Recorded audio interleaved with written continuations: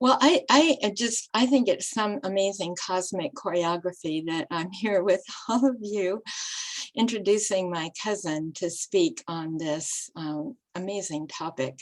So I also want to thank everybody for being here. You have heard some people refer to me as Gail, and so that's how Elizabeth knew me and my high school friends. And then at some point in my adult life, it was suggested I change my name to Victoria. So I did. So I answered to both names. I took Gail as my middle name. So when I was thinking about how to introduce Elizabeth, I just sent her a couple of things to check out with her, because my impression of Elizabeth before 1988 was definitely that she was not a woo-woo kind of person, and that she wouldn't have had much interest in near-death experiences unless she had one. And she confirmed that was true.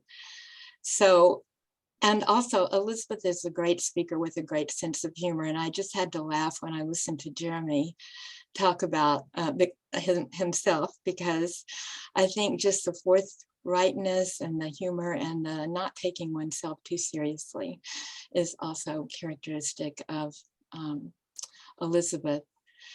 So and one thing that Elizabeth said about herself was, she not only now does she get it, but she's written a book about the experience, and she travels all over speaking to organizations, from as small as book groups to as large as Texas Medical Center. So this is, her near-death experience was definitely life-changing. And I asked Elizabeth, what her motivation was to give so much of her time to this. And I think she, like maybe everyone here, want people to understand that consciousness continues.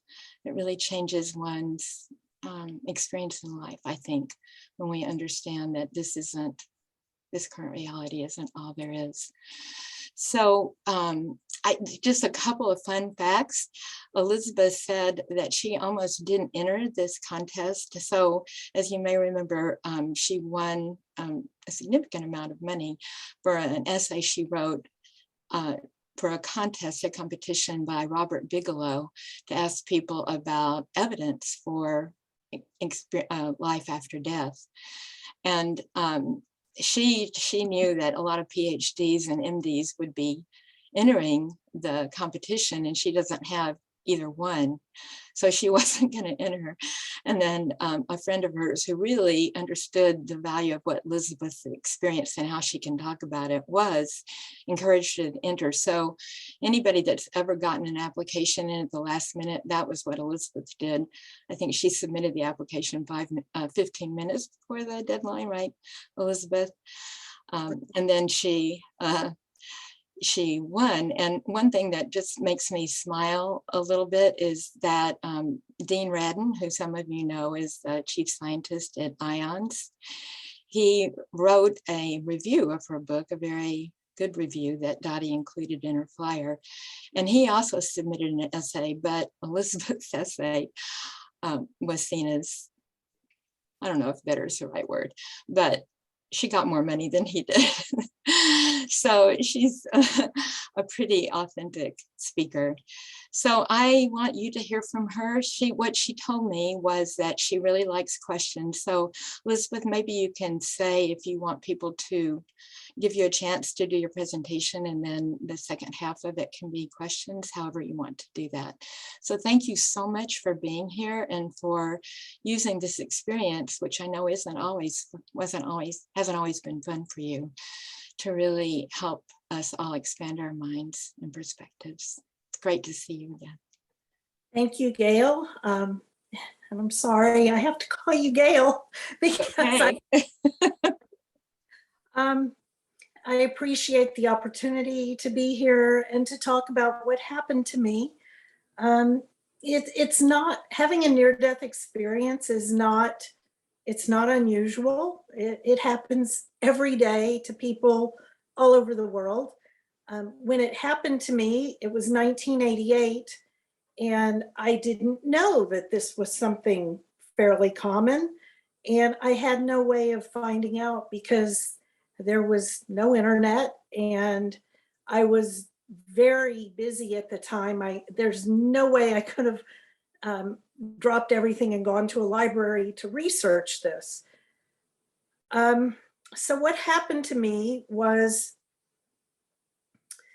growing up, I was raised by my mom, who was a stay-at-home mom, and my dad, who was a dentist.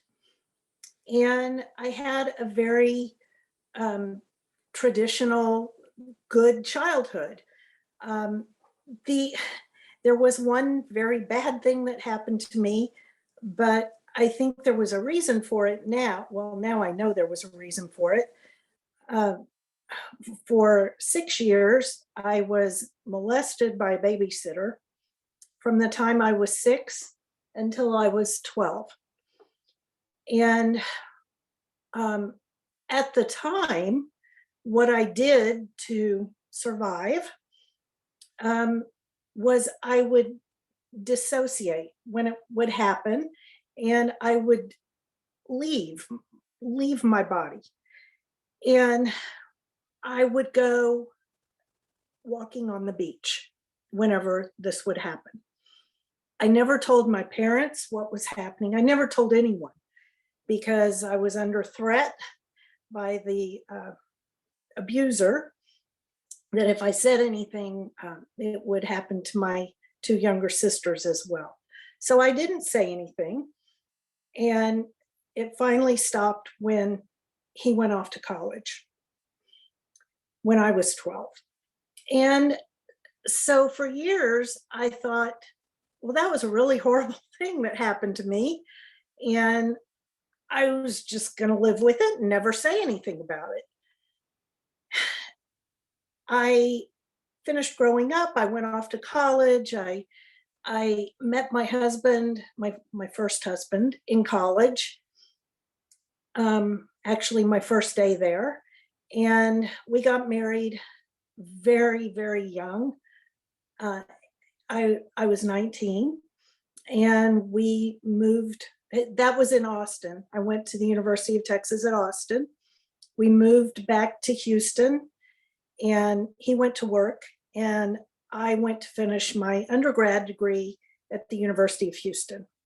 And I finished it, and then I went to law school at the University of Houston. And meanwhile, I was married and I had had 2 children. Well, when I started law school, I had 1 child, and then I had my second child. And all through my formative years, my grandparents were very prominent in my life. I was very close to all of them. And when my grandfather died, my mom's dad, when he died, I was devastated. That was 1987, and I was 27 years old. And I was having a hard time trying to hold it all together. And a year later, my grandmother died, my mom's mom. And I was a real mess. And in Judaism, the anniversary of the death of someone is memorialized in the Sabbath services. And so it was coming up on 1 year since my grandfather had died, and I wanted to go to services to hear his name read. And that's the first thing that was really out of character for me, because I never went to services. I still never go to services. I was not religious before, and I'm even less religious now. Well, as far as organized religion, that's not me. So I wanted to go to services that night. My entire family was there, my parents, my aunts, uncles, cousins, sisters, everyone. And my husband was out of town on business. So I was going to take my two little boys, Jeremy, who's here, and Andy. Jeremy was 4 and Andy was 2. And so I got us all dressed up and ready to go. And we drove over to the synagogue. And as soon as I pulled into the parking lot, there was this clap of thunder and the skies just opened up and it was storming. And so I parked the car. We were late for services, actually. And I parked and I told Jeremy to get out of the car and run to the awning at the entrance to the building and to wait there until I got there with his brother. And so Jeremy did, and I watched him, and he made it safely to the door. And then I climbed over the seat of the car into the back to get Andy out of his car seat. And I opened the car door, and initially I was going to carry Andy and hold my umbrella. And then I realized it was too windy. I couldn't do it. I got a grip on the umbrella, the shaft of the umbrella, very high up, and I was holding the umbrella down very close to my head. So my ring was touching the metal shaft of the umbrella. And I held Andy's hand with my right hand. And we started walking, and it was pouring. And then I saw there was like some lightning, and I thought, ooh, this is a bad idea. This might not be my best moment. It's pretty stupid. And I consciously thought, just let go of the umbrella. It was very windy. I knew the umbrella would blow away, and I thought, just let go of it. But before I could let go, it was like a static electricity. And later I was told by someone that saw it happen, he said that there was a bolt of lightning and a tiny little tine came off and touched the tip of the umbrella. And that did not knock me out, but it did paralyze my hand to where I couldn't move my hand. I couldn't let go of the umbrella. And then a larger bolt hit the tip of the umbrella, and that was it. What that did, what I thought was happening was Andy was screaming, which he was because it had burst his eardrums. He didn't get struck by the lightning, but it burst his eardrums, and he was in a lot of pain, and he was screaming, and my eardrums were burst, but I wasn't aware of that. And I saw that Jeremy was screaming and was running back out toward us into the storm. And he ran over to us and he took his brother's hand and started pulling him toward the building. And so I followed them, and we got to the building and they went inside, and I followed them inside, and there was a man walking by who knew us. He was apparently, services had already begun. He was going back into services from the restroom. And so he came over to see why the boys were screaming. And I could not figure out why he was ignoring me. I mean, this is someone that I knew very well. He knew me, and he was acting like I wasn't even there. And I was wearing a new pair of shoes that day that had been very, very expensive. I've never spent that much on a pair of shoes since. And I thought, it's storming out there. Where's my umbrella? I knew I had an umbrella. And the man is talking to the boys, trying to figure out what had happened. And I looked out the window in the door and I saw my umbrella, and it was smoking, and it was just a metal skeleton of an umbrella. And then I saw about 20 feet away from it, there was something on the ground, and I realized it was me, that I was seeing myself on the ground. And the first thing I noticed was the soles of my new shoes were gone and my feet were burned. And I thought, oh my God, no, not the shoes.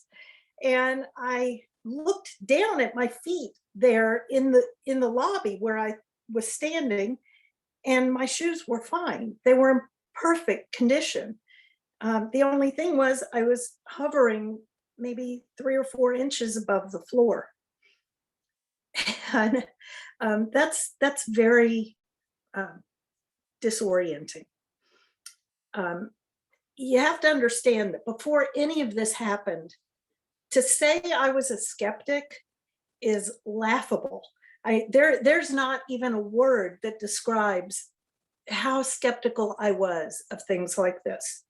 I just knew that when you die, that's it. It's over. And so I was very uneasy, and I thought, well, at this point, the man had gone into services, and from the back of the room had stopped the service and asked if there was a doctor. He said, we need a doctor. And this is an enormous synagogue about 2 blocks from the Texas Medical Center. So I don't know, about 40 men got up and came toward the back of the room. And I figured, well, I'm going to go out there and see what's going on, because I knew that the boys were fine. They were going to be taken care of. I knew my entire family was there. So I just thought, I want to go see what's going on out there. And the next thing I knew, I was out there looking down at my body. And I'm thinking, get up. What are you doing? Get up. And it took a second, but then I realized, well, shit, I'm not getting up because I'm dead. I'm dead down there. And so I thought, well, okay, I'm just gonna look into what all this is about. And a light had appeared to my right and above me. And it wasn't like a spotlight. It wasn't a ball of light. It was more diffuse. It was like the light around the sun. And it wanted me to follow it.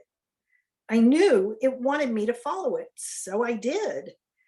And it led me to what I call the garden. And garden does not do it justice.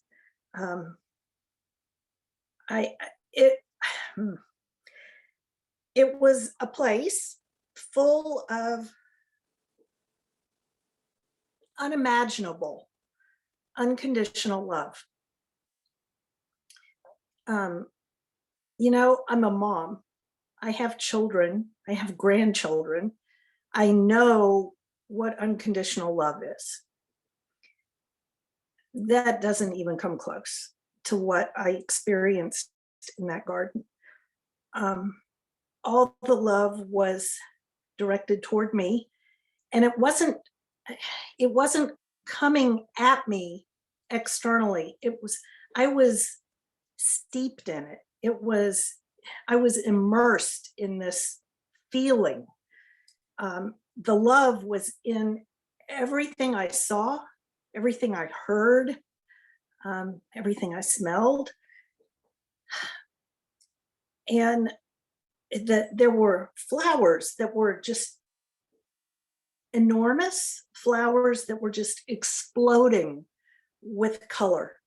And the colors were not colors that exist here.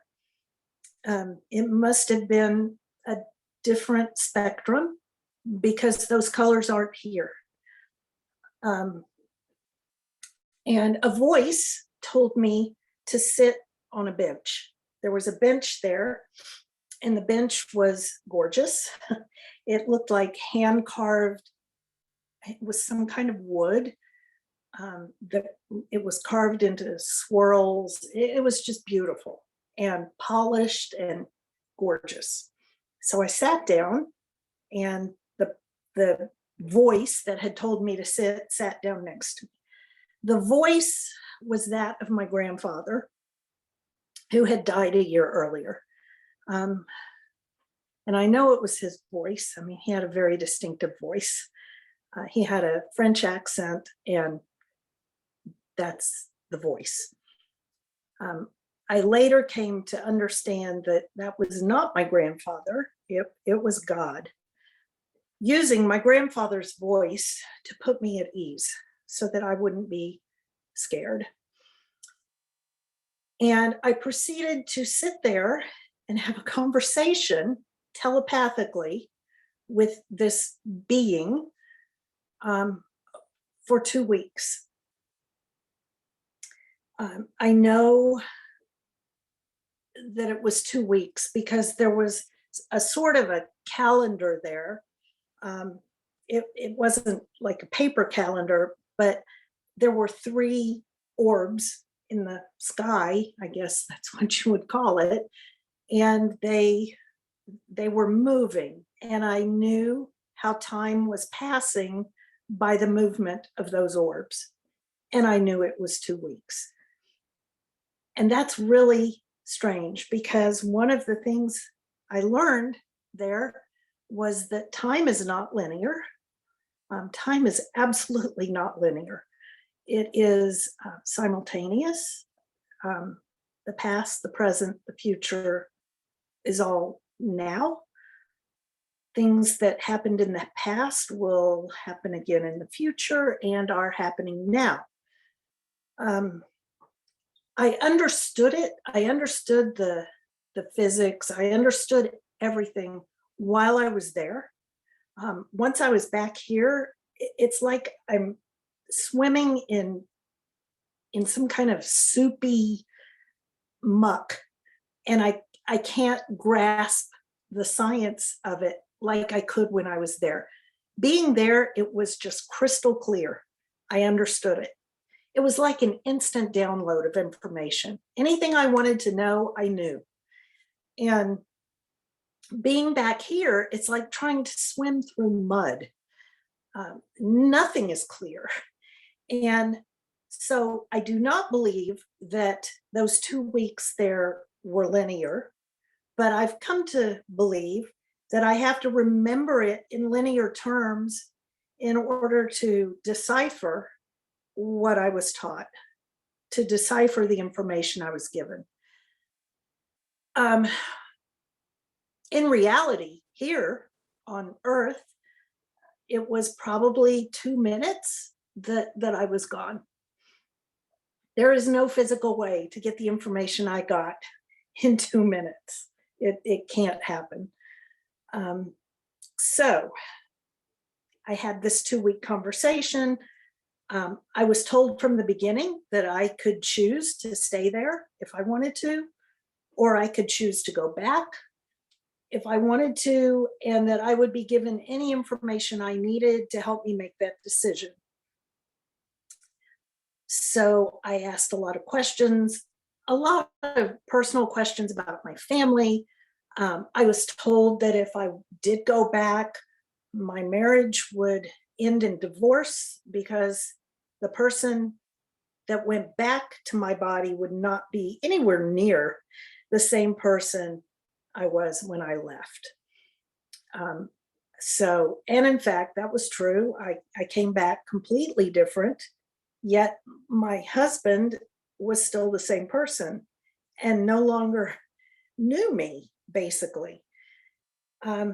So I was told that I'd be facing a divorce. And actually, I kind of laughed at that. And I said, no, see, this is how I know this isn't really happening, because I know there's no way we're going to get divorced. We're happy. We've got this growing family, and so all of this really is just bullshit, really. And I was like arguing with this being who was giving me all this information. Um, I've always been stubborn, but that was excessive. Um, so I was told about the divorce. I was told that if I decided to come back, I would have a third child, and it would be a girl.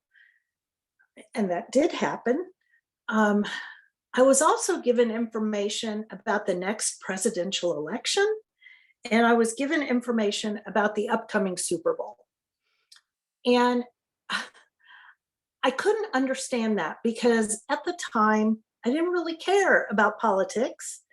And I certainly didn't care about the Super Bowl. I don't think I had ever watched a Super Bowl. And I think that's still true today. I just don't care about that. So I didn't understand why I'm being told who's going to be playing in the Super Bowl, and why am I being told that George H.W. Bush is going to be the president. I didn't understand. And I was told that the reason I was given that information was because when I came back, if I chose to come back, my focus was going to be on the burns that were on my body, that I would be in pain, that I would have to deal with a lot of physical things. And when Bush got elected, it would be a reminder to me. And all of this information would come rushing back. And then when the Super Bowl happened a few weeks after that, again, more of the information would come back to me. It would just be a reminder. I thought, oh, okay, whatever. So given that I was told that my daughter had already selected me as her mother, not only had I never thought about reincarnation, if I had thought about it, I would have said, that's a joke. That can't happen. You got to remember, I was young. I was very young. I had very limited life experience at that point, and I just didn't believe it. So I thought, well, if someone has picked me out to be her mother, then I probably should go on back and see if all this is true, because I don't believe it. And I also thought, and if there's going to be a divorce, I need to be the one to raise the boys. I did not want my ex-husband raising them.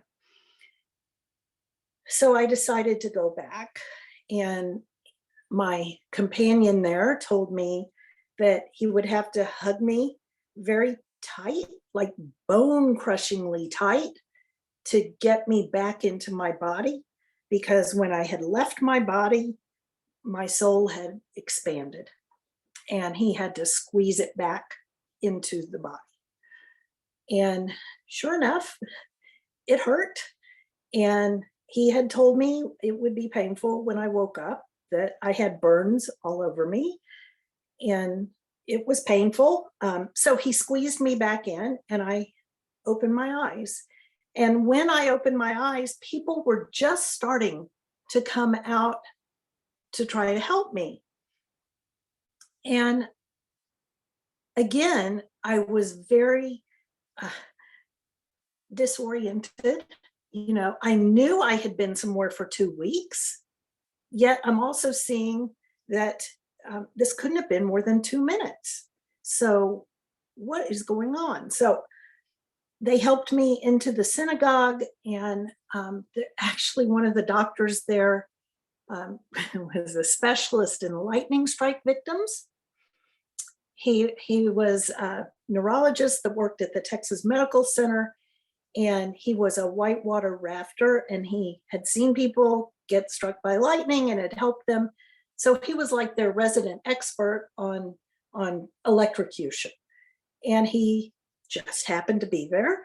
And it's really amazing how the universe puts exactly the person you need in the place that you need them when you need them. He he was able to, check me out. I was having a really hard time keeping my eyes open. I was very tired, and my arm and my hand were stuck like I was holding an umbrella. Um, and he told me the name of that. It's a medical term. It's a paralysis that happens when you're electrocuted. And he said that that would go away in several hours, and it did. It took about 6 hours, and then I was able to move my hand again. And so that's the end of that. I got treatment for the burns. And that was it. I went home, and somehow I was supposed to fit back in to my previous life, which was impossible. It was impossible. Things started happening to me. Like I said, there was no way for me to research what had happened.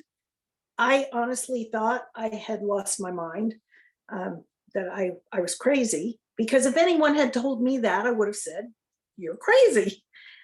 So I diagnosed myself as crazy. And the only good thing that I thought came out of it was that I survived because of the childhood abuse I had suffered, because I knew how to leave my body and I knew how to come back. I had had a lot of practice with that, and I still believe that that is why I was able to do it, because I knew how. A lot of people, when I speak all over the place, and when that's usually one of the questions that I get is, aren't you just trying to give a reason for the, aren't you excusing the abuse? Well, no, I'm not. The man who was a boy that did this spent a long time in prison. He is a registered sex offender. And I think I don't want to say he did me a favor, but it allowed me to learn a technique that worked for me, that I feel allowed me to survive. So I was back. I was pretty much bedridden for about 3 months because of the burns on my feet. And after about 3 months, I started realizing that strange things were happening to me. There were differences that from the person I was before. For example, whenever somebody mentioned a day of the week, I would see a color. I've since been diagnosed with something called synesthesia, which is where your senses get crossed. I don't know if that is from being electrocuted or from having a near-death experience. And I guess it doesn't really matter. I think it's from the near-death experience because it's fairly common among people that have near-death experiences, even people that are not electrocuted. So I started having this synesthesia, and I started having very strange dreams. The first strange dream I had was shortly after my near-death experience. I had a dream one night about the death of a woman who I didn't know, but I knew of. And I don't know, I couldn't understand why I had that dream. She died. She was elderly. She was sick. And I didn't really know her. I just knew of her. And I knew someone that knew her pretty well. So I thought, okay, so the next day I thought, I'm going to go find out if that happened.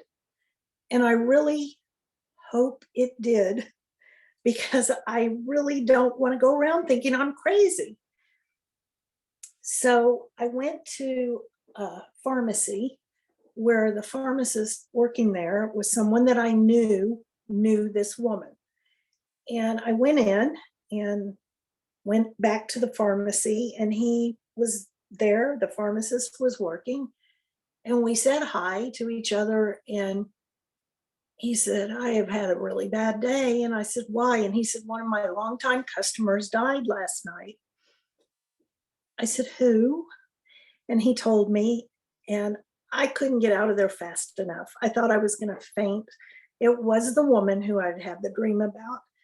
And I ran back to my car, and I sat there for a long time trying to process the fact that somehow I had known about this before it happened or while it was happening.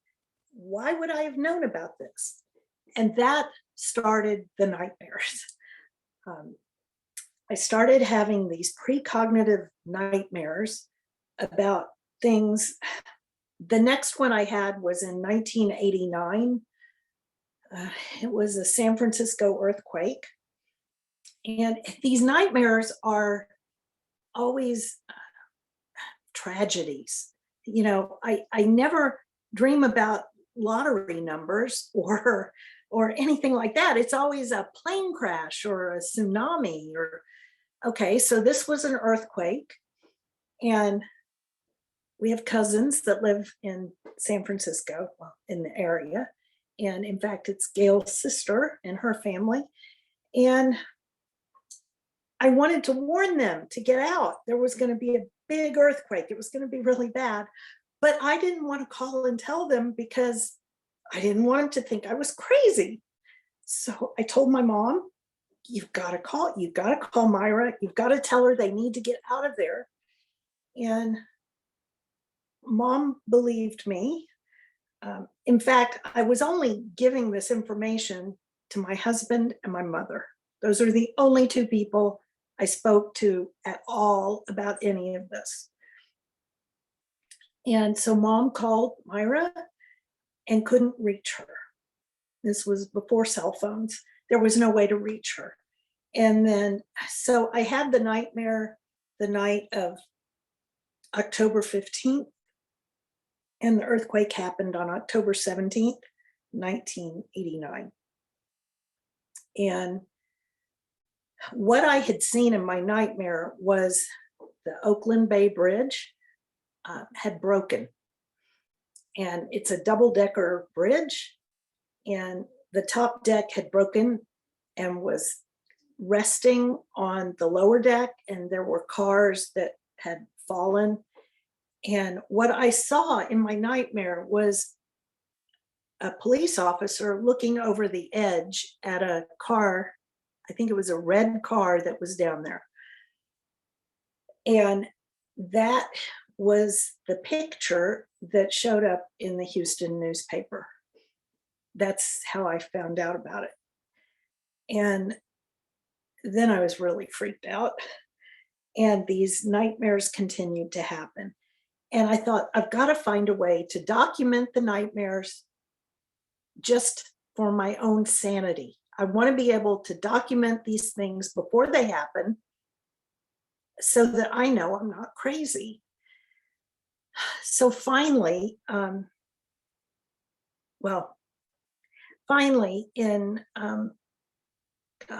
2009, in 2008, I started emailing myself. I would wake up from one of these nightmares and I would email myself with all the details that I remembered from the nightmare. So it was date and time stamped, the email was. And then if it happened, I had proof that I knew about it before it happened. So in 2009, I had already started doing these emails. This one was particularly strange. I had gotten divorced and I was remarried. And in 2009, my current husband and I had gone to Jerusalem because my son, Andy, who was the 2-year-old whose hand I was holding when I was struck by lightning, he was in Jerusalem about to be ordained as an Orthodox rabbi. And he and I really butted heads about that. And we still do, because I'm not religious, and he is ultra religious. So anyway, he was being ordained, and so my husband and I had gone to Jerusalem for the ordination. And we were in our hotel room, and we had taken our laptop with us and laid down to take a nap. And a few minutes later, I had one of these nightmares, and I woke up and immediately started sending myself an email on the laptop. And Matt, my husband, woke up and said, "Well, what are you doing? Did you have a nightmare?" And I said, "Yes." And he said, "Well, tell me about it." So I finished the email, and I told him, I said, it was really strange because nobody died. It's like a miracle. Nobody died. This plane went down, and it like landed. It didn't crash, but it landed on water. And all I see is people standing on the wings in the water. And he said, "Well, you may miss on this one because planes don't float. And, it floats like a rock," is what he said. And I said, I know, but that's what I saw. Next morning, we were having breakfast in our hotel in the restaurant, and he started almost choking on his food. He was facing a TV, and he said, look. And I turned around, and there it was. I mean, it was the landing on the Hudson, Captain Sully. And everybody was standing on these wings in the water where the plane had landed. And so things like that just continued to happen. There was a TWA flight. It was flight number 800. I knew the flight number. It's all in my email. I knew how many people. There were 230 people on board.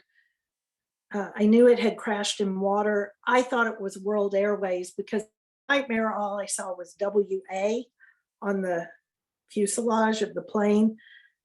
It was broken, and that's all I saw, but it was TWA.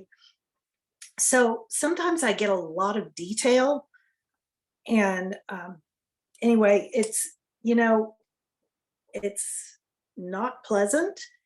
There's not really anything I can do about it. I mean, I can't exactly call the FAA and say this plane is going to crash for a couple of reasons. Number one, they'd be knocking on my door saying, "What did you do to that plane?" But also, more importantly, it doesn't always happen because people have free will. And so maybe the mechanic found the loose screw and tightened it before the plane took off, and then it didn't crash. So I don't really know what to do with that. When I wrote my book, I think getting the story out and speaking to organizations and talking to people is what I'm supposed to be doing. And I think the universe isn't having to get my attention so much anymore. And I don't have these nightmares nearly as frequently as I used to. I do still have them sometimes, but not like I used to. Thank God. There was one time, it's kind of an ethical question. But one time I knew someone that was going to be on a plane that I had a nightmare about, and was one of my cousins. And I didn't know whether I should tell him that this was going to happen. And I ended up telling him. And he was a very nervous flyer to begin with.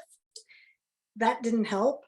And he had to get back to where he was going. He had to go. And I kept saying, "But you're not going to make it. You can't do this. Don't do it." So he took some medication to calm himself down, and he got on the plane.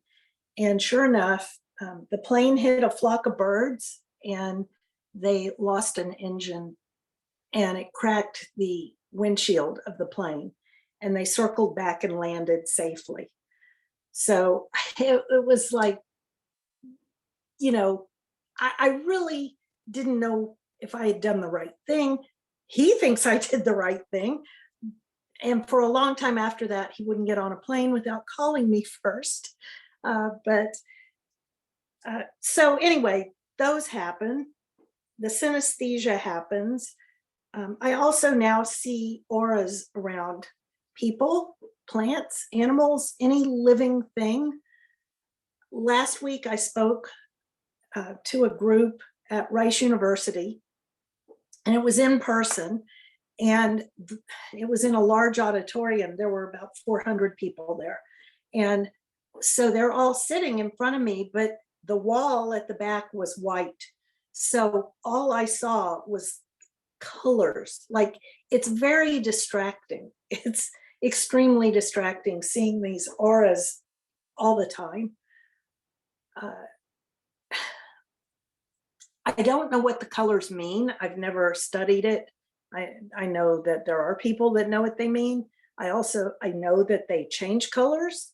You can have a blue aura in the morning and a green aura in the afternoon. I don't know why, but it's crazy. The colors, constant. So I see auras. I did get an after-death communication from my grandfather. This was in 1990, so it was about a year and a half after I had had my NDE. My husband and I, this is my first husband, and I were asleep in bed, and I was pregnant with my daughter. And it was about 3:30 in the morning, and the phone rang. And these were landlines. So the phone rang, it was on my side of the bed. And I heard it, and I did not want to answer it because I knew it was the middle of the night. And I knew if someone was calling me, it wasn't going to be good news. So I was taking my time, and my husband woke up, and he was, pushing, get the phone, get the phone. So I picked it up. I said hello. And by then, we're both sitting up in bed. And it was my grandfather. It was his voice. This time, I believe it was my grandfather. And we had a very nice conversation. And the entire time, my husband kept saying, "Who is it? Who is it?" Because I was saying things like, "Did Grandma find you?" And "Is she okay now?" It was just a very strange conversation from his perspective. And my grandfather had called to ask me to call my mom, his daughter, to give her a piece of information. And I told him, "Yeah, I'll call her, but why don't you call her? I mean, if you need her phone number, I'll give it to you." And he said, "No, I've tried to contact her and she can't hear me. But ever since you were struck by lightning, you can hear me. So please call her and tell her this." I said, "Okay, I will." I said, I need to tell you something. I have something exciting." He said, "I already know you're pregnant. It's a girl like you were told it would be." I said, "Okay." And he said, I need to go now because this is taking a tremendous amount of energy for me to have this conversation with you. And I said, no, please don't hang up. The entire time, my husband is really harassing me. "Who is it? Who is it? Who is it?" And I kept telling him, "Shh, shh." I didn't want to waste airtime with my grandfather answering my husband's questions.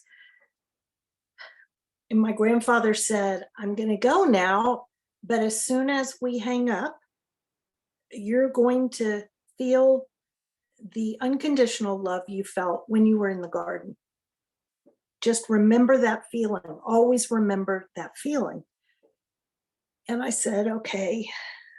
And he said, "I will call you again. I just can't do it right now." Okay. And he hung up.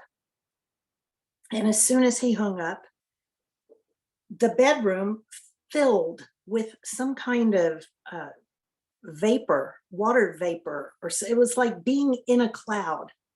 You couldn't see your hand in front of your face. And my husband and I sat there, neither of us said anything. I think normally, if the room fills with smoke and you've got children in the house, you run, get your children, and you get out of the house. But we didn't. There was no fear, there was no concern. And the vapor just went away instantly. And I said, and my husband said to me, "Who was on the phone?"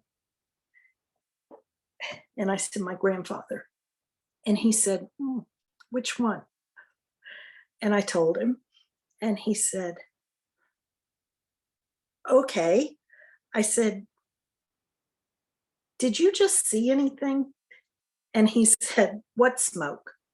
So he saw it, he heard the conversation, and it was not until my son's ordination in Jerusalem, my husband never spoke to me about it again. We went through our divorce, and at the dinner for our son in Jerusalem, I heard my son across the table say to his dad, "Do you remember the time mom got a phone call from her grandfather?"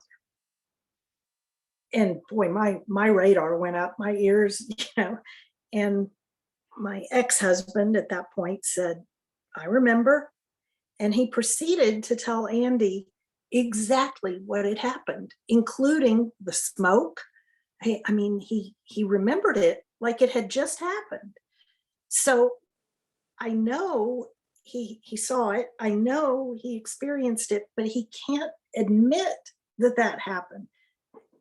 He's better about it now, but at the time he couldn't. Another interesting thing that has happened to me is in 2005, I was going to meet a friend for lunch, and she was running late. So it was in an area in Houston. It's a shopping area. And so I thought I would just shop until she got there. And I went into this little boutique.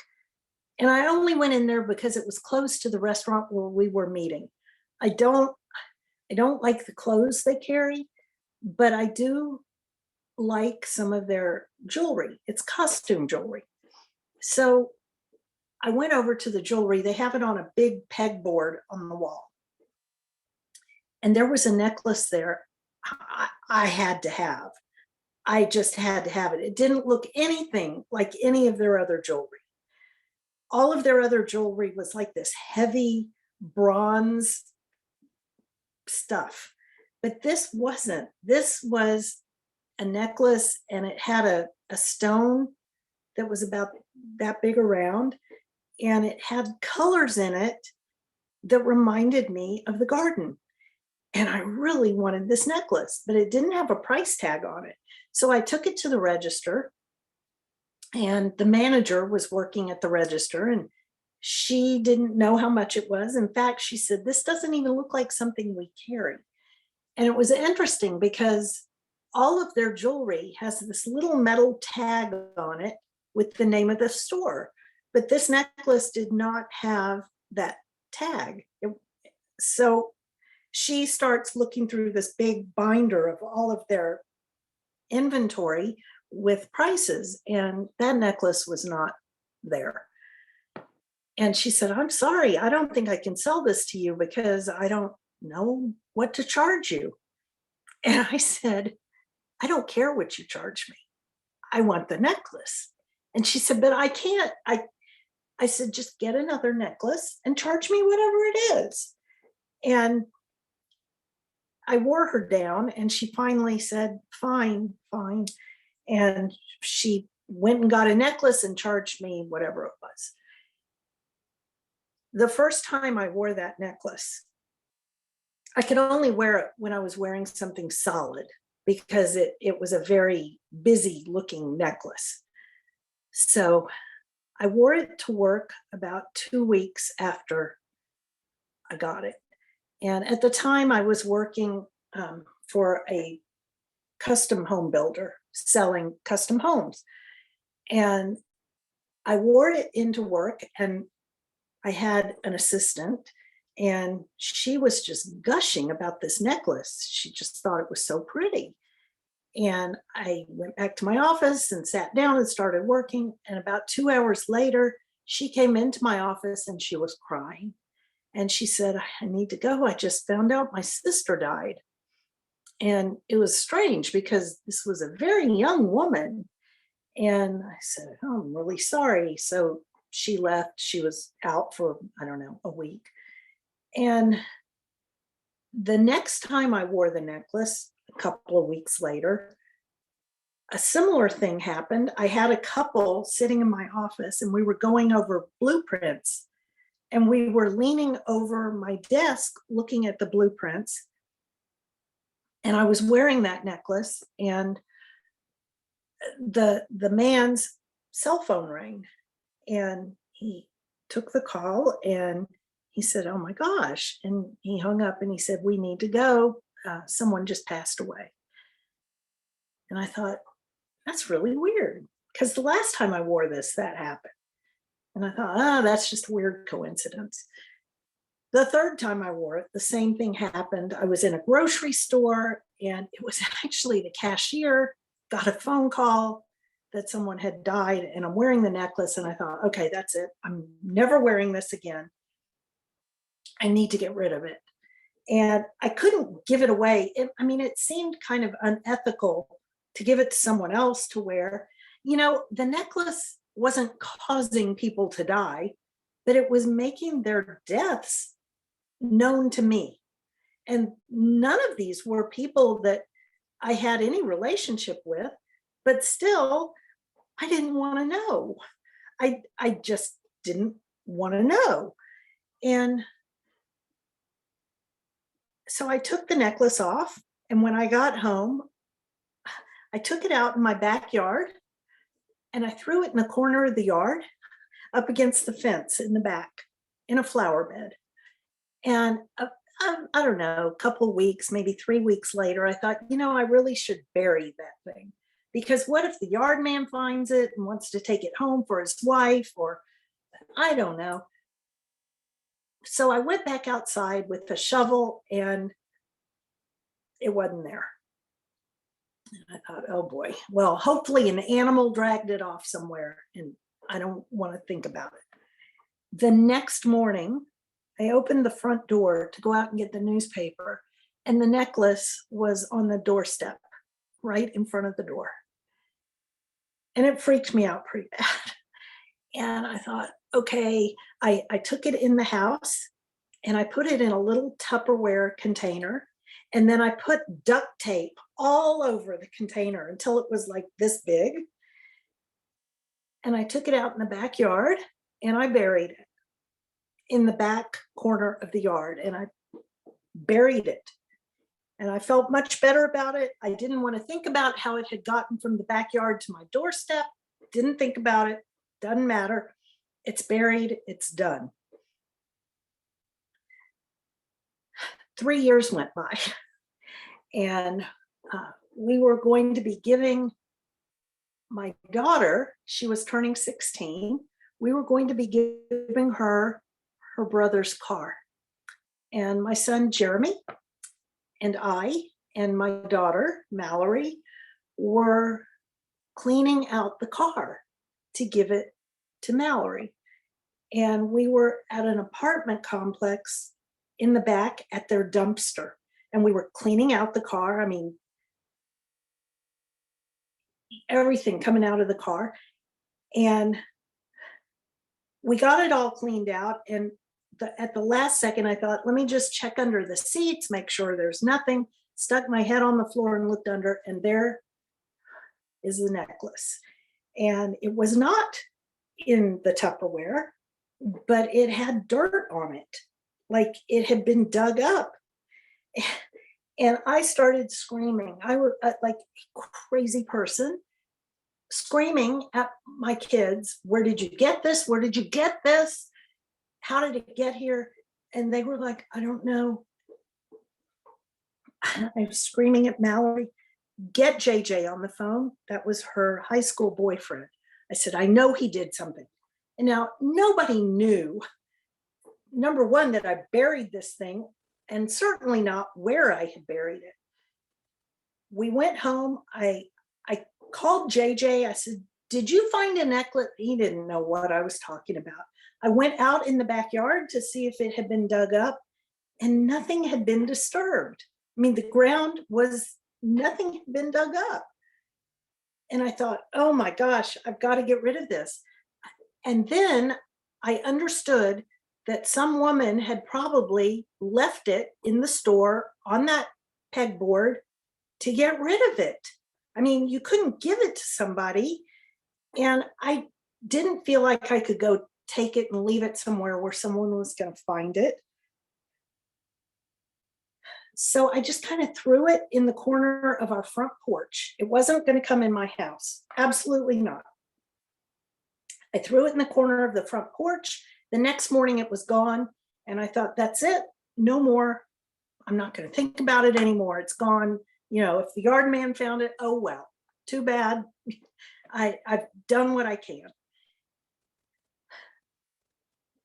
That was in 2011. So 7 years went by, and my book was published. And the story of the necklace is in the book. And that's where it ends.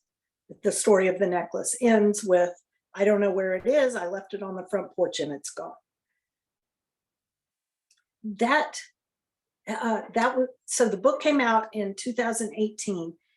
In 2020, right before the pandemic started, it was in February, my husband and I decided we needed to remove the carpet from our bedroom and have wood floors put in. And so we had these bookcases that you see here were in the bedroom, and all of these books were on those bookcases.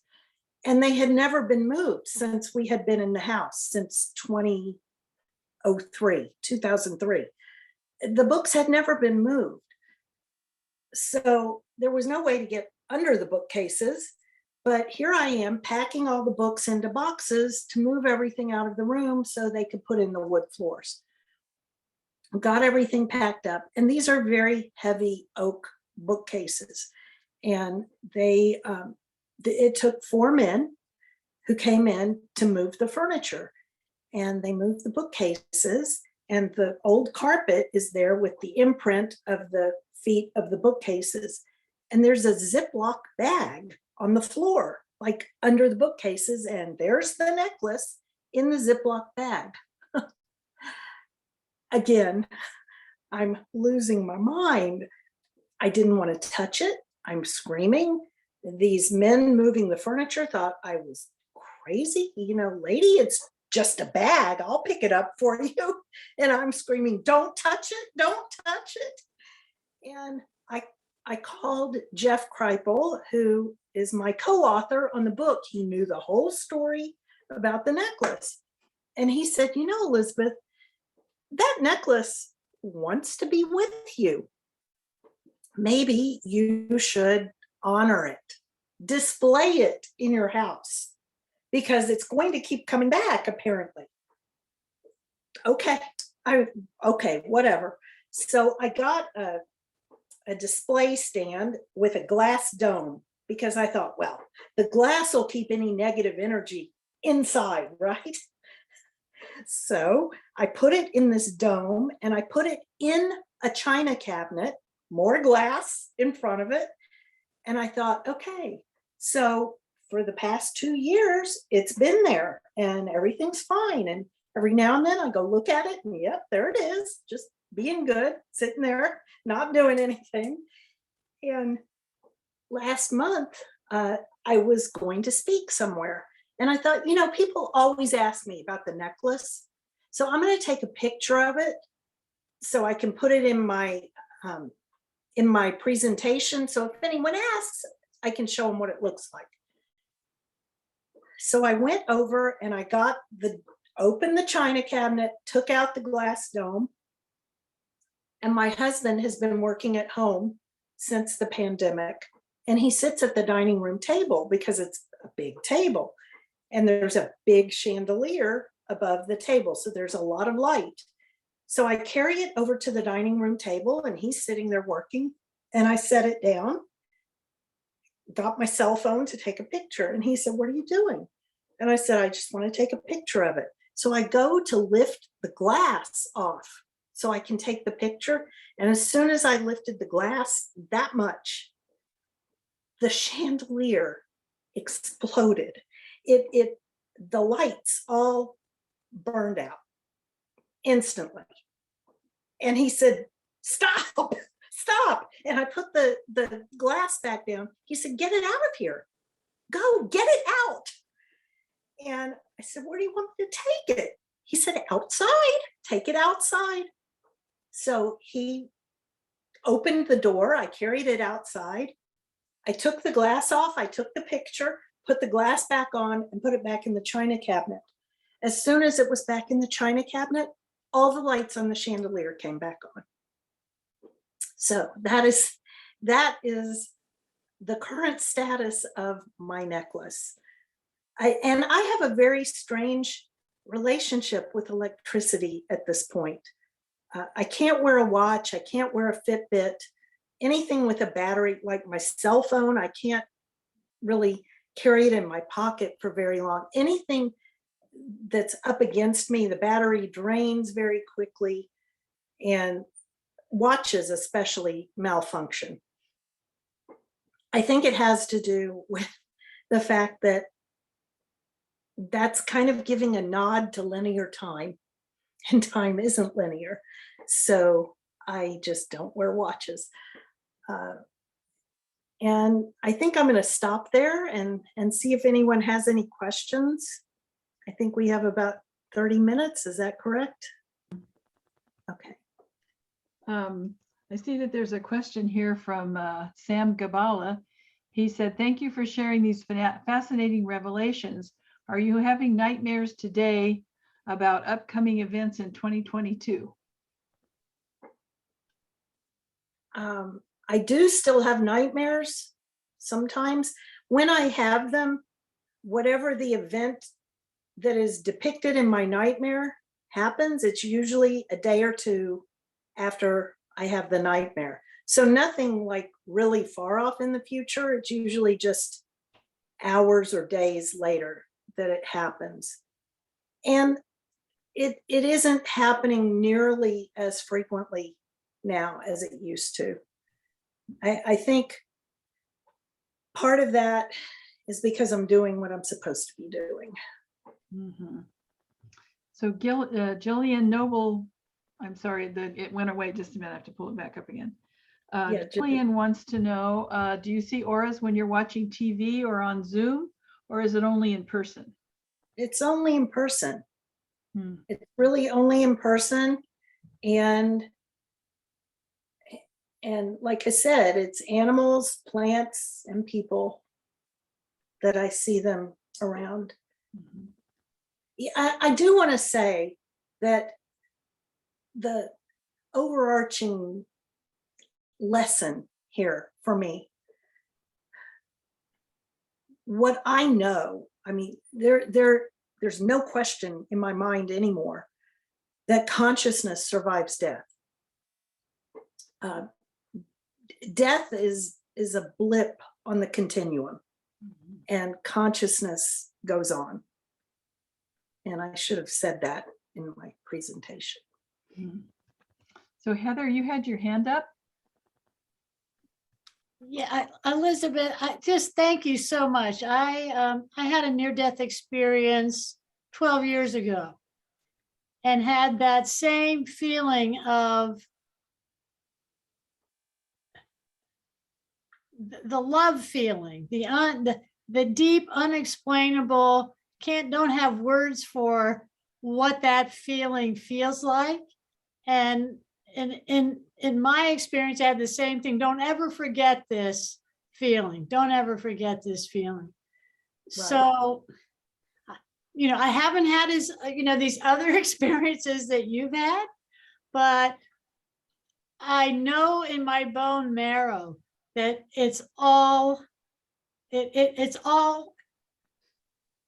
everything is true, and that there is so much more going on here, and that human beings have so much more capacity for knowing beyond ordinary space-time. I just know it all to be true. So I'm just so grateful to hear your story, because I've had moments too where I felt like, oh my God, I must be crazy. Did that really happen? So it's just such an affirmation for me to hear your story. I just can't tell you how grateful I am. Oh, well, thank you, Heather. I appreciate you saying so. Yeah, thank you. So we have another question. Oliver asked, what are your major questions at this point in your earthly life after this experience, I assume? My major questions.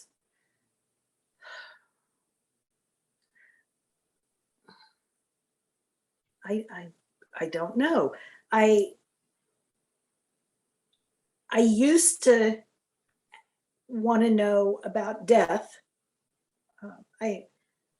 But now I have no fear of death. Zero fear of death. And I guess my major question is, am I doing what I'm supposed to be doing? Is there something else that I'm not doing that I should be doing?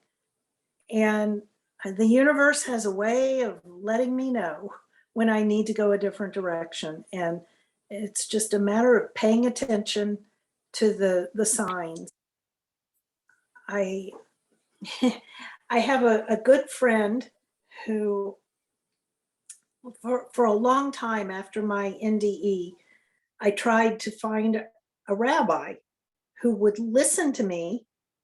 I mean, I had this massive spiritual experience, and they don't want to hear it. They don't want to hear. I mean, for years, it was basically a pat on the head and there, you're fine, honey. Go on now.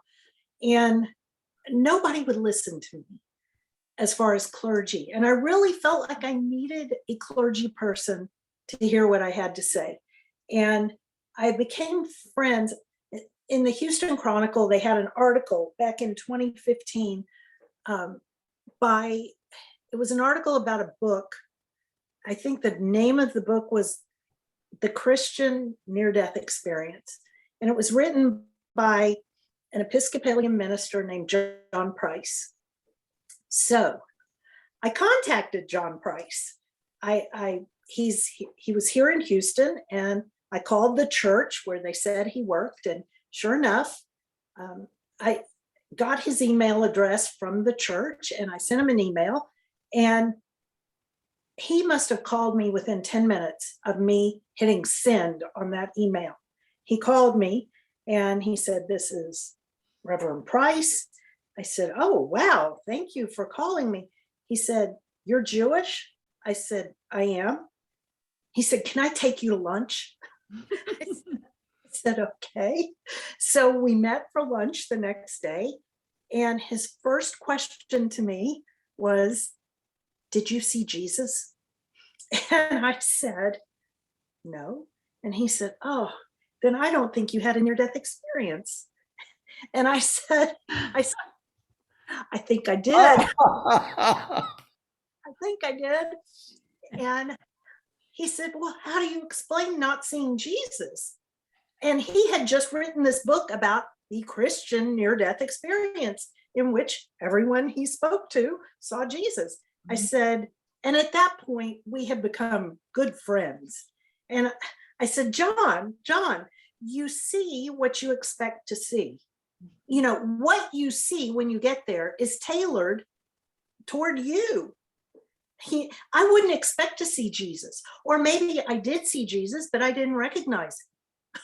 I don't know, and he then started writing his second book on the Jewish, Buddhist, and Muslim near-death experiences. So, we learned a lot from each other, and we did become very good friends. And last year, John passed away, and I was pretty upset about it. And I had gone to Galveston, and I'm laying out on the beach, and my eyes were closed, and I said, John, if you can hear me, and all the stuff we talked about wasn't bullshit. If it was real, if it's real and you can hear me, send me a sign. Just make it something really big that I can't miss, because sometimes I'm a little dense. So make it something really big, and make it something meaningful to you. That's all I said. And about 15 minutes later, I'm lying there, and I kind of dozed off. And about 15 minutes later, I hear my daughter calling me. I was at the beach with my daughter and my granddaughter. And my daughter was saying, Mom, come here. So I opened my eyes, and in the sky, I'm going to try and show y'all. This is what I saw in the sky. Can you see that?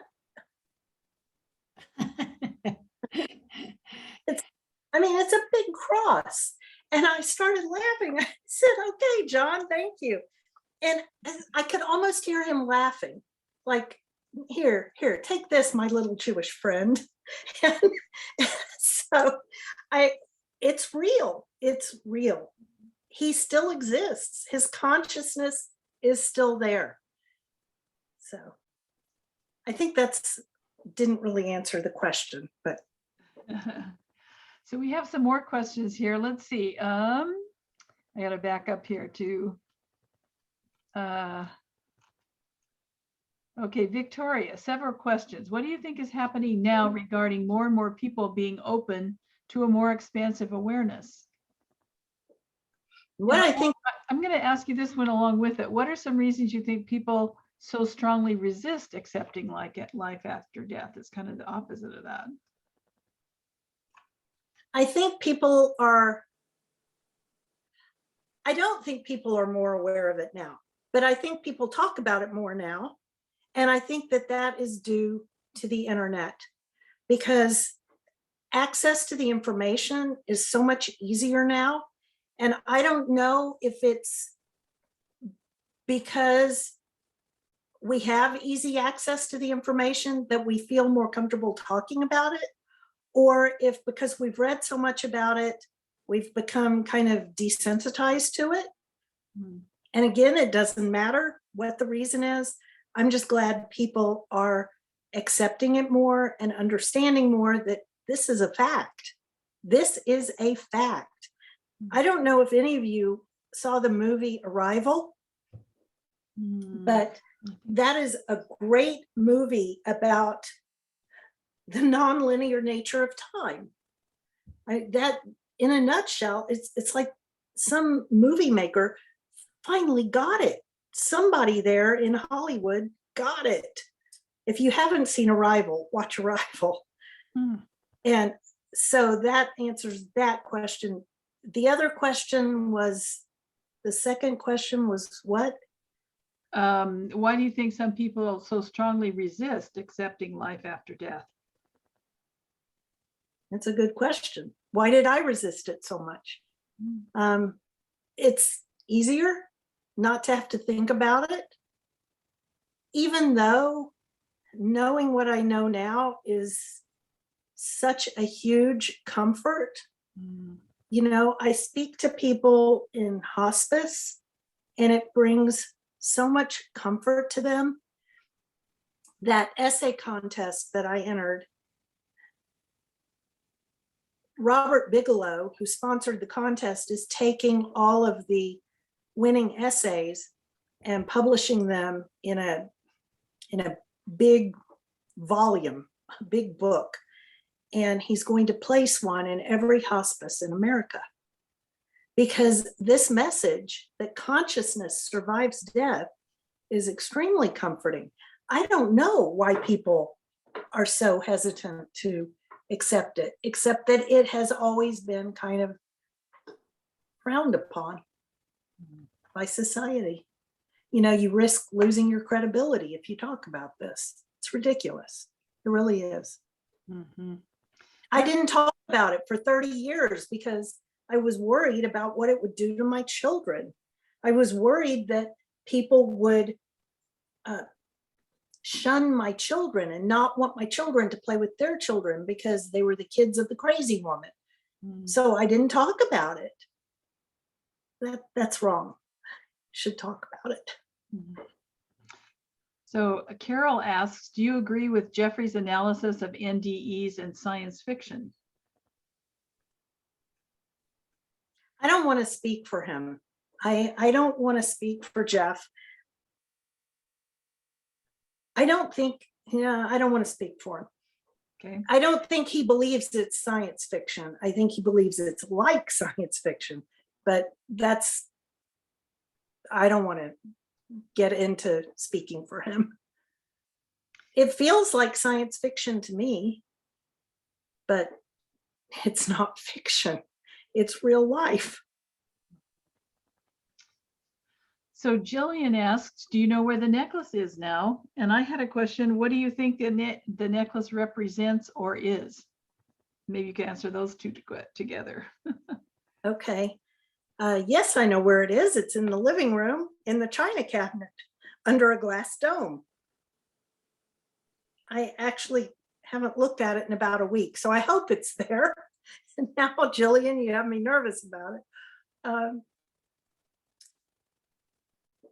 My son, Andy, has a theory on what that necklace is. I don't know.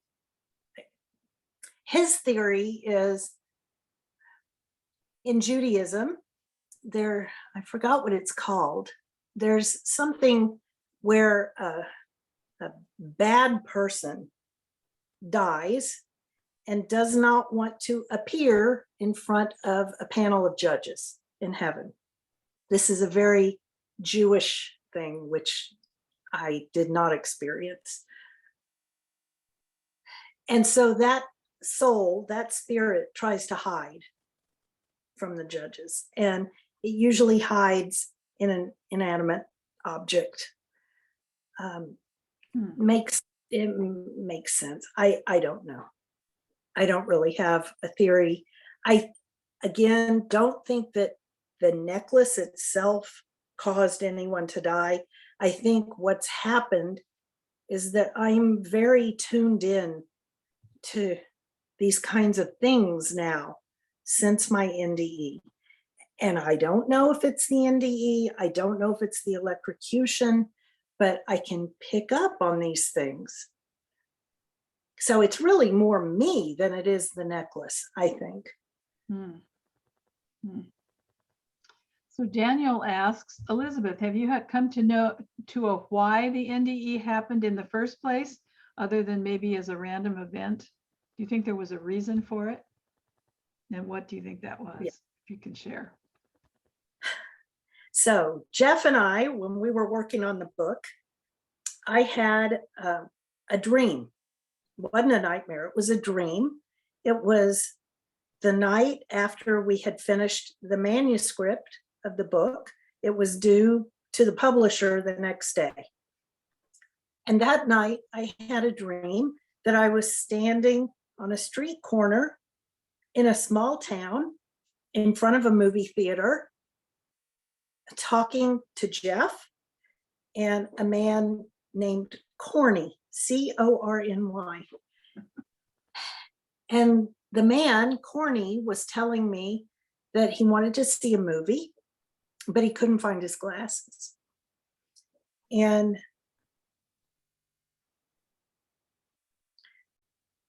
he then told me that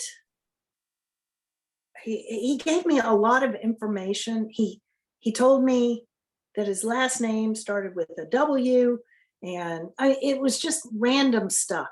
So when I woke up, I emailed Jeff, and I said, it was like 1 o'clock in the morning, and I said, Jeff, I just had this dream. I want to know if you were there. Do you know anything about this? And he wrote back at 6 o'clock in the morning when he woke up. And he said, no, I did not have a dream like that. But Courtney was my grandfather. And he proceeds to tell me his grandfather was a corn farmer, and that was his nickname. And the small town, I told him I was at the corner of Lincoln and Fifth. I could see the street sign and the movie theater. I didn't know the name of it, but it started with an M. It had a big M in cursive. And it was a red building.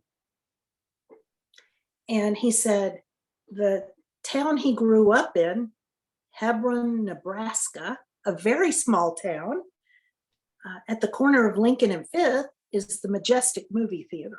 And it's a red brick building. And he said, you know, we worked on this book for 3 years, and here you just dreamed the whole thesis, the entire thing, in like 10 seconds. It's unbelievable. So at the time, Jeff was working with a guy named Eric Wargo, who wrote a book called Time Loops about the nonlinear nature of time. So Jeff sent Eric our emails to each other. Eric wrote back and he said, do you realize, Jeff and Elizabeth, that this whole thing, being struck by lightning, the two of you meeting, it was very serendipitous the way we met. He said it was probably all preordained. You know, where you had planned on this together before you came into this life. And it got me thinking, you know, so what he's saying is that I agreed to be struck by lightning. And I guess that's possible. I mean, looking back on it, would I choose to do it again? Probably not. Would I choose to have an NDE again? Yeah, sure. But the only way to get to an NDE is through being near death. And that's going to involve some kind of trauma. You can't get there without the trauma. So I do believe that it was preordained. Then people say, well, was the child abuse preordained? Did you agree to that before you came into this life? I can't really speak to that. I don't want to speak to that. I mean, that's criminal. That is a criminal act. Being struck by lightning was either preordained or just bad luck. Yeah. But that's one person's theory on it, that it was planned. Do you feel that resonates with you, that it's true? Yes, I Yeah. do. When Jeff and I met each other, we both felt like we knew each other. There was something familiar about both of us to each other. And how would I have, you know, I don't know. But yeah, I do believe that that's probably the case. So Oliver has his hand up. Oliver? Yeah, so, and I got unmute, good. It turns out one of the major things that shifted my life is a book called, the current title is Your Life Plan Before Birth by Robert Schwartz. He basically says that all of us have made our life plan before birth, and there are ways to experience that. And the main thing that we plan is a major challenge. And after the lifetime, you go look back with all the people you made this plan with and ask, how did it all go? What did we learn? Without judgment. And when I read this book the first time, I was in my mid-career, and really beating myself up because I thought I was not doing God's will for my life. And when I saw the whole thing of after the life, you look back and you ask, how do we do without judgment? I just let it all go, and it totally changed my life.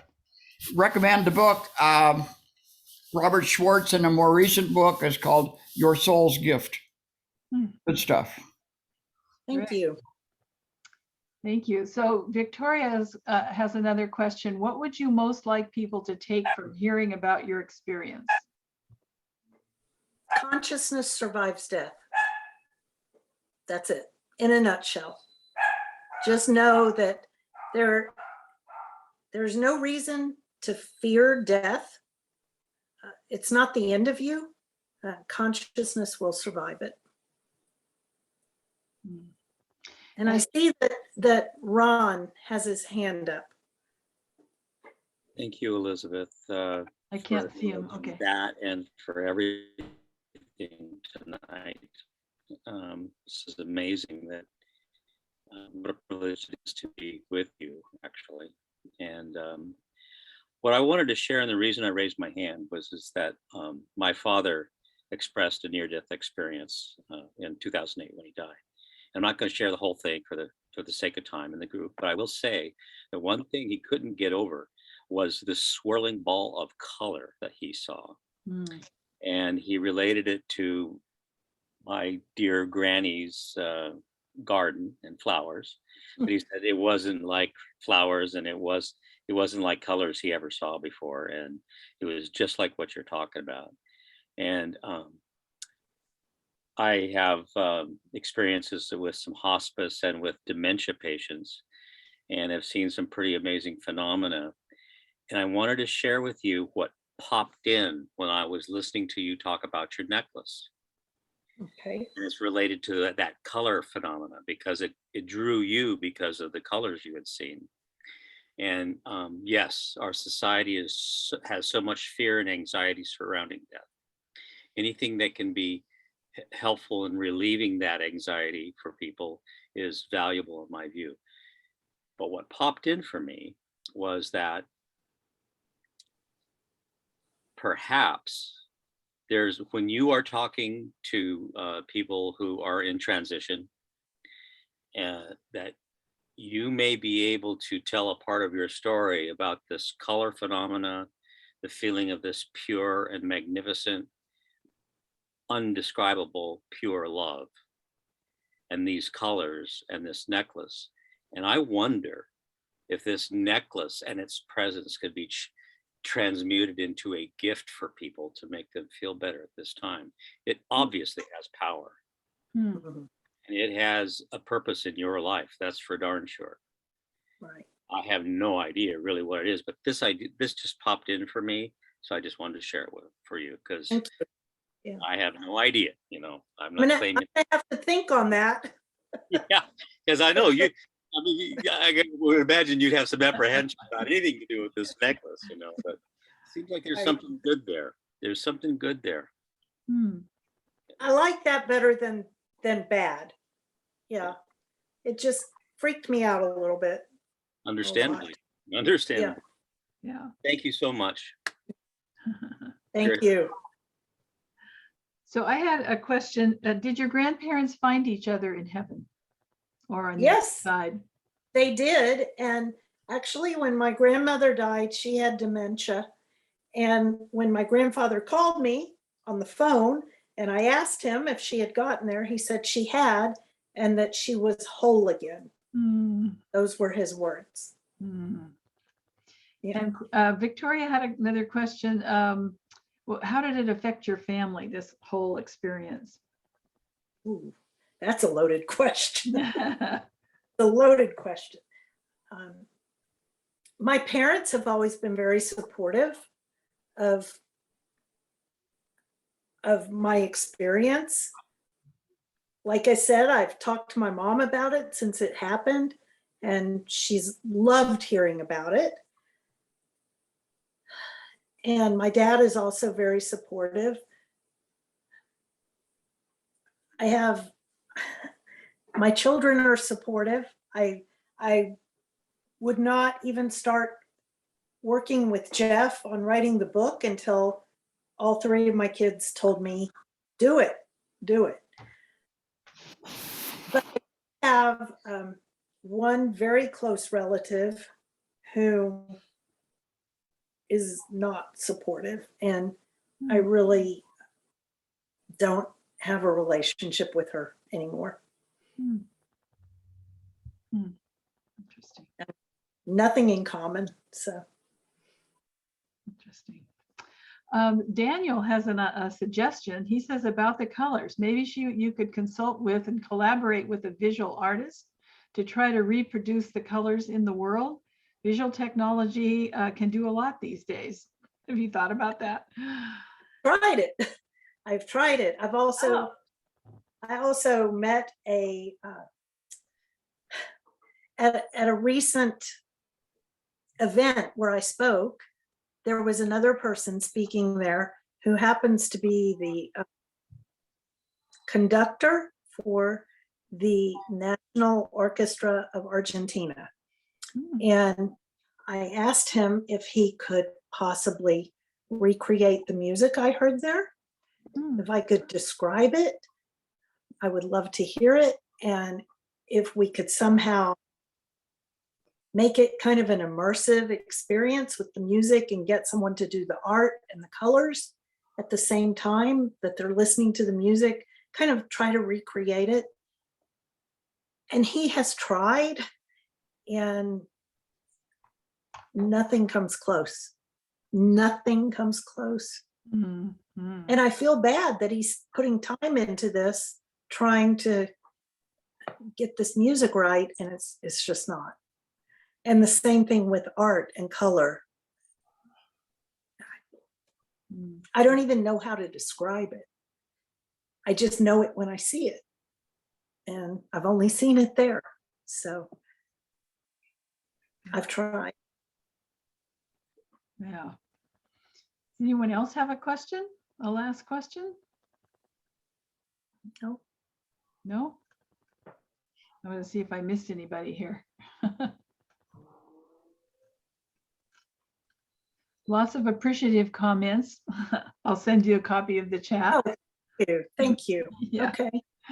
So this will be recorded, and I'll send out the recording, the link in a few days. Victoria, did you want to say anything more to close us out?